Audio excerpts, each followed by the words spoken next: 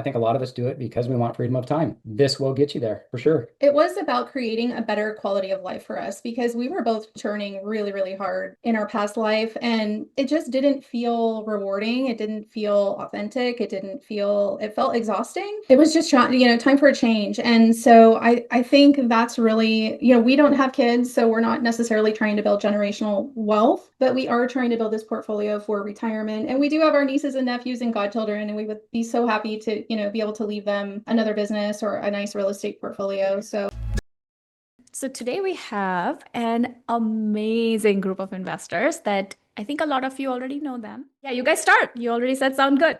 You want me to start? Okay, let's start. I'm all about it. I'm one of those guys that starts talking and you can't shut me off. So, I love that. so let's see. We live in Pensacola, Florida. I'm Ben. This is my wife, Rachelle. Hey, everybody. I thank you very much for inviting us to be on this panel today. Yeah. This is an honor. It is. This is an amazing group of people, everybody, let me tell you. And I can't say enough amazing things about them. What brought us to this point? What brought us to this point? So we're both originally from Northern California. Born and raised, and we left California in 2022. Ben sold his electrical contracting business. I quit my corporate job in human resources. I worked in the wine industry like forever, and it was amazing and very, very stressful. And yeah, we kind of hit a wall in California, and being in our late 40s, we were like, now's the time to make a change. What are we going to do with this opportunity? And we sold everything. We liquidated. We knew that we were going to get into real estate. That was our goal. We had some past experience flipping properties, and Ben having a construction background, my background in business, it just made sense. So hitting the road, and we knew that we were going to take at least a year to travel and just study real estate, look at a lot of different areas. We didn't know where we were going to land. We thought it might be Florida, but we had to dig deep and kind of figure out where. So we did that. We traveled for a long time, and we kept coming back to this area here in Northwest Florida. The housing's affordable. There's 5 military bases. There's great industry here, and the people are amazing, not to mention the weather, and that's another story. But we settled here. We settled here in April of 2024, and during that whole time we had been studying real estate really intensely, and just were looking for action. We were sure. in analysis paralysis. So we took the words out of my mouth. So more about that as we kind of get into this panel, but Right. That's kind of us in a nutshell. We have 3 doors right now. We're just shy of 1 million, so we'll definitely hit 1 million plus this year. That's the plan. Absolutely. What do you guys do for a living right now? I currently work for an electrical engineering firm as a consultant and fly all over the world for different projects, and working most of the time and get in where I fit in. She is the primary, and we just work together as a team. So for those of you out there where somebody has a little more free time than the other, it works out perfect. I'm sure Pollock and ET will attest to that. Sometimes one person's working, the other one is more focused in the real estate side, but you work together as a team on a common goal. And here we are, and we're succeeding because of this group. Yes, because of this group. So I'm a full-time real estate investor and also a realtor in Florida. Nice. Investor-friendly realtor too. Nice. That's one of my top niches. So that's what I do. Love that. And yeah, this is how we started as well. So many of you have had the same path where one person takes the role of being the multiplier in your family. And so there's one person who focuses on earning the income, and the other person takes the role of being the multiplier, and they bring amazing tax benefits because they take on the role of being the multiplier. And that's like almost like a whole other income. Such a great path. So I love that. All right. So what's the mission of your real estate investing business? Why do you do what you do? It was an opportunity to design our lives, redesign it, right? Leaving California, resettling, just completely recreating our life in every way, shape, and form was really the driver for me personally. For sure. Just hitting the reset button. I mean, so many of us work corporate or whatever your job may be, and you hit a wall, right? And you go, what am I doing with my life? What do I want to do when I grow up? And that's kind of where we were. We wanted to change. We wanted more freedom of time, more than anything. Right. I mean, we all do this to build wealth and build generational wealth for kids and family and everything. But ultimately, I think a lot of us do it because we want freedom of time. This will get you there for sure. It was about creating a better quality of life for us because we were both churning really, really hard in our past life, and it just didn't feel rewarding. It didn't feel authentic. It felt exhausting, and it was just time for a change. And so I think that's really, we don't have kids, so we're not necessarily trying to build generational wealth, but we are trying to build this portfolio for retirement. And we do have our nieces and nephews and godchildren, and we would be so happy to, be able to leave them another business or a nice real estate portfolio. So that's definitely a piece of our motivation as well. Yeah. But redesigning our life and creating freedom of time and place. Our business is called Nomad Assets, and it's because we consider ourselves to be nomadic, and that is the ultimate plan in the long run. So yes. So if you were to think about Rachelle and Ben before versus Rachelle 2.0 or Ben 2.0, what has been the biggest shift that you've seen in yourself? How have you grown because of real estate investing, or because of just, I'll even say, like, real estate investing aside, starting a business and scaling a business aside, just not following the traditional path and having the courage to make a change, that alone can be a huge shift. So what's 2.0? What has been something you've noticed in yourself that has surprised you pleasantly? I think for me, it's just being comfortable being uncomfortable. Like just getting comfortable with being uncomfortable in a new industry, in a new space as an investor, as a business owner, and trying to figure that out and wrap my arms around it and launch this business at the same time. And I was looking for a mentor and a group that could help guide me, right? I have had all of these outside resources, and it was like drinking out of a fire hose. I mean, so overwhelming, right? There's so much information there. And I knew that I needed help, and I'm not the best at asking for help either. Like, I'm kind of stubborn in that way. So I definitely learned those things about myself, and then seeking out that help, right? That mentor in that group, which ended up being Open Spaces for me. How about you, babe? Oh gosh, I mean, it instills confidence in you when you get into this and you start setting goals and you start achieving even the short-term goals, even locating a contractor that calls you back, shows up on time. Little wins, putting in kitchen cabinets, doing all those things, and then just seeing something through, taking a distressed property, fixing it up, seeing the end product, putting somebody into a home that is practically brand new and providing them a safe place. And there's all these things. I could go on and on. It changes you. And the funny thing is you get to a point you want to pay that forward. Mm-hmm. And I really feel that now more than I did before we started the program. Like she said, we were drinking from a fire hose. You're watching all these videos. You're trying to find a mentor. You're trying to do a lot of different things. And this program really brought things into focus for me personally. And you guys just had a great way of establishing a template or a starting point. Yeah. And then it gives you forward traction. And the biggest thing was accountability. And this group definitely holds you accountable and in a great way, and instills in you a belief to believe in yourself and trust the process and see it through. Right. And here we are, a year later, and it really works. It also provides the tools, the resources, the scale framework, the community. I mean, there's so many reasons, right? And things that we were searching for as we were traveling down this road. And we analyzed a lot of deals, you guys. We traveled a lot of markets. Like, that's what we did when we were on the road, right? So it was not for lack of wanting to do this and having the real strong desire, but it was just honing it in to actually take action and choose our strategy. There's so many different strategies, and Burr just made sense to us, right? But it was just that, like, defining your market. I mean, literally the scale framework and taking us through the steps was really what was the catalyst for launched us. us forward. I mean, forward progress.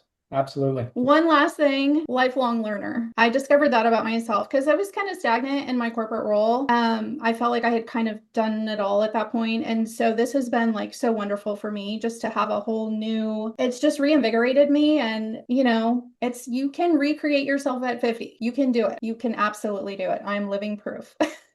I love that. I love that so much. Yes. Yes, yes, yes. Okay. So if someone's just listening to this, no clue who we are, or maybe they just joined the program, what's one piece of advice that someone could get from you and implement today? Any piece of advice for someone? Doesn't matter what level they're at, doesn't matter if they're just listening to this, they just ran into this. What would be something I that mean, they could execute right away? Yes, Rochelle. my advice is go through the modules, do the work, spend the time. I know it feels like, oh my gosh, one more thing I have to learn. And, but it's so worth it. Take the time, invest the time. And the second thing is get really, really, really comfortable with the deal analysis spreadsheet. Like, know your numbers. Real estate is a numbers game. And if you don't know your numbers, you can easily make some pretty big mistakes. So I would say get really, really comfortable with that spreadsheet. Take advantage of Niti and Kimberly's time on Sundays. So bring your deals, right? Do your analysis, pull your ARV comps, pull your rent comps. Bring the deal, send the listing, and go through it and just get really comfortable with the process of analyzing deals. And the more you do that, it helps you to hone in on your market that you're going to choose. So these aren't like exciting, flashy things. They're just, it's just doing the work. It's doing the work and getting so good at it and so comfortable with it that you feel confident then moving forward and taking that next step. Because, to Matt's point, it's all on you, babe. Like you could blow this thing up, right? You could blow it up in a good way and you can blow it up in a very bad way if you don't do the work and know what the heck you're doing and use your resources and ask for help when you need it. So yeah, it's nothing shiny or exciting. It's just doing the work. Took the words out of my mouth. It's just get started, and you have to take that first step. And when you have the support like you have with this team, it's like you're confident in each step that you take forward, and then you realize what you've achieved. And I'm still she's in it much more than I am because I'm working, and then we kind of come together and we have several meetings all the time. And it's just kind of like, wow, to see how much forward traction we've made in a year's time. And it's pretty incredible. So, but ultimately just do it. Just take a step forward, move forward, set a goal. Yes, and use the resources in the group too. The vendor resources, I think you call it like your team page in the portal. Yeah, the REI team builder. Yeah. Yeah, so like your lenders are in there, your insurance brokers, and that's a really fun process too. Spend a lot of time on that. But leverage the resources in the community, ask the questions, don't be embarrassed, don't be shy. We're all brand new at some point, trying to figure it out. And there's no shame in that. Like the more open you are, the more you ask for help, it's just going to make you better as an investor. Yeah, that's awesome. Yes. Okay. And it's so interesting how your advice comes. So at the beginning, you said that you don't ask for help. And so your advice, because you went beyond that now. And so your advice is ask for help. So I love how when we make the shift, it's so easy for us to see in hindsight. I agree. No shiny object syndrome. It takes commitment, and having your financial house in order has been such a huge thing for us. Taking a year off and having to budget for that and really stick to that budget. I mean, that was rough. It's a commitment. We're still committed to that. Yeah, like, we have this extra expense, so we're not going out to dinner this week. I mean, it's simple things like that add up over time financially that really have made a huge impact for us and allowed us to grow and continue to grow. And I hear you. There's no money tree in my backyard. Not yet. Not yet. Working on it. Planted the seed. We planted the seeds. We got a little shoot now, and now it's gonna, it's on its way. So yeah, so good. So good. Okay, I have a question about your vision. You all touched on it. I think about, keep your 5-year plan in mind, keep your 3-year plan in mind, put your blinders on. I'd love to know, what's your vision? Where do you see yourself 3-5 years from now, 5 years from now? What's your vision, long-term vision? Inspire us. Inspire me. Go. I'm like on a boat is where I see myself in 5 years. Yeah, our ultimate goal is the Great American Loop, and by boat. And I hope we get to do many, many things beyond that. But right now, that keeps us really focused. 10 doors feels really achievable. I hope it's going to be 30, but I just want to say 10 for now. Just say 30. Keep it realistic. Just say 30. You're here. Yeah. Might as well announce it. 30, but Let's do it. It's that 15K net passive income per month, right? That's the number. So it's like, how am I going to get to that number? Yes. And that's what we're building and continuing to build. And we absolutely see the opportunity with real estate. And we're looking at launching another business as well. So that can generate some passive income for us. So it's a lot. You're building a house from the foundation up. You're planting that tree, and it takes a lot of fertilizer and water and care and love and thought and planning. and patience. And patience. And patience. Yes. You're into the long game for sure. Yeah. And you're investing your time, and yeah, but What do they call it? The law of gestation? Is that what it's called? The law of gestation, where you have to give it time to grow? you absolutely have to. Yeah, we have learned that real estate is a long game. I mean, there's a lot of clickbait, I'll call it out there, Yeah. I did 30 doors this year and da da da da da. And I'm going, dude, that's not realistic. That's Yeah. just Yeah. how did you do that? And is it sustainable? And are you actually, did you actually make anything? So I think for us, just at this point in life, at our age, at our trajectory, it's 10 doors feels very achievable For sure. within the next 3 years. Yep. And that's after you achieve door number one. Sustainable. Get one done. Yeah, just Get that first one done and get out of the analysis paralysis phase of what all investors go through right in the beginning. And it's taking that first step out of your comfort zone, and then make all your contacts too. Yeah. Right. Yeah. Like, You kind of just have to wade through it the first time. And I feel like everybody kind of has to pay their dues a little bit when you first get started. You learn from it. If you fall down, you stand back up, you dust yourself off, and you do it again. And you learn from what you either not necessarily did wrong, but you could have done better, and you put it into play. Yeah, it's not going to be perfect. No. It's definitely going to be a little messy. It's going to, you're going to go, oh my gosh, I'm in it. Like, what are we doing? Yep. You're doing the thing. So you just got to keep going. Tomorrow's a new day. And, you just face any challenges that come up head on, and you ask for help, right? Yep. Leverage your resources. You got it. Keep going. Yeah. Yes. So good. And it's so interesting how like the vision also expands over time. So do you think that's why you're saying 10 and then 30? Because you're like, yeah, when we get to 10, it's going to be 30. It evolves, right? I think so. And I think it will just become a little bit easier. I mean, part of it are these things that are not in our control, right? So it might be inventory in our market, finding the right deal where the numbers make sense, where I can actually pull some money out and do it. So it's part of it is that too. To Ben's point about patience and waiting for the right opportunity and not just jumping in at the first thing that looks like it might work. I feel pretty confident versus maybe waiting a little bit longer to find the right deal, right? Yeah. That's going to pencil out and really make sense. So, doing your homework, make sure the numbers work. Yeah. That's what it really comes down to. Yeah. And after a bunch of deals in my overconfidence, I have grabbed like a couple deals. I'm like, oh yeah, it kind of looks okay. I've done this so many times. I'm pretty sure I know what I'm doing. Like I'll grab it and then I'll be like, oh, didn't follow my process. So now, it's costing me a little bit more than I planned on spending on this deal because it can happen. And when that happens, don't beat yourself up. Yeah. Part of the game. Yeah. Sometimes you have to learn a lesson twice. Yes, I would love to keep it as a BRRRR, a long-term rental or a short-term or midterm or pad split or whatever the heck you want to do with it. Make sure it works that way. Make sure you could flip it and sell it if you had to. Yep. You can always sell it. Or you can always refinance it a couple years down the line. Like this strategy is so forgiving. Yes. So right? Just keep that in mind. Yes. Have a few different ways to navigate. Mm-hmm. Yes. So good. You guys are amazing. Love ya. Oh, that's so good. Yeah. So fortunate to be around you guys. Such an amazing community. Bye. Bye, everyone. Bye. Thank you. When you're ready to get serious, you can join us at theinvestoraccelerator.com. It's like getting 1,000 episodes worth of information in 5 days, and it's everything you need to build your actionable plan to financial freedom and making work optional.